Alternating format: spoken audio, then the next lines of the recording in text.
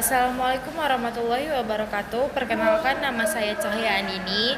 Saya dari Tadris Bahasa Indonesia 1 dengan NIM 0314241015. Di sini saya akan membuat video pembelajaran mengenai struktur kamus dan klasifikasinya. Saya membuat video ini untuk memenuhi ujian tengah semester dalam mata kuliah leksikografi dengan dosen pengampu Bapak Budiman SPD MPD. Nah, di sini saya akan membahas mengenai struktur kamus. Struktur kamus adalah bagian-bagian yang membangun sebuah kamus. Umumnya mencakup yang pertama itu ada bagian awal. Bagian awal ini berisi mengenai kata pengantar, petunjuk penggunaan, dan daftar singkatan. Nah, di bagian intinya ada entry kata atau lema yang berisi ejaan, kelas kata, makna, contoh kalimat, turunan kata, dan kadang etimologi.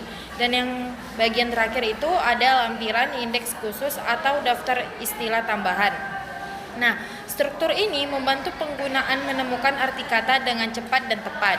Yang kedua, ada klasifikasi kamus. Kamus dapat diklasifikasikan berdasarkan tujuan dan isinya. Misalnya, yang pertama itu ada kamus umum.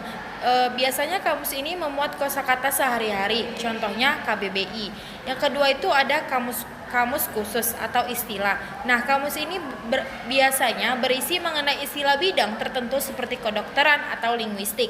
Dan yang terakhir itu ada kamus pelajar. Nah, kamus ini dirancang untuk pembelajar dengan penjelasan lebih sederhana lagi. Yang ketiga ada perbedaan kamus dengan tesaurus dan referensi lain. Nah, kamus yang pertama itu ada kamus. Kamus ini fokus pada kata, ejaan, kelas kata, dan contoh penggunaan. Kalau tesaurus itu ada isinya menyajikan sinonim atau antonim, bukan definisi lengkap. Nah, ada ensiklopedia. Nah, ini dia memberikan penjelasan panjang tentang topik atau konsep, bukan arti kata. Jadi, kamus menjawab apa arti kata ini, sedangkan tesaurus menjawab kata lain. Nah, yang terakhir itu ada peran struktur dan klasifikasi dalam leksikografi. Nah, dalam leksikografi atau ilmu yang membahas mengenai penyusunan kamus, ada juga struktur dan klasifikasi berperan penting untuk yang pertama itu ada menentukan cara penyajian entry agar mudah dipahami pengguna.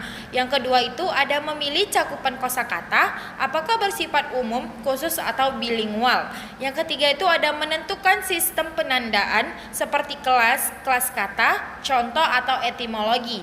Dan yang terakhir itu ada membuat kamus lebih efektif sesuai dengan tujuan.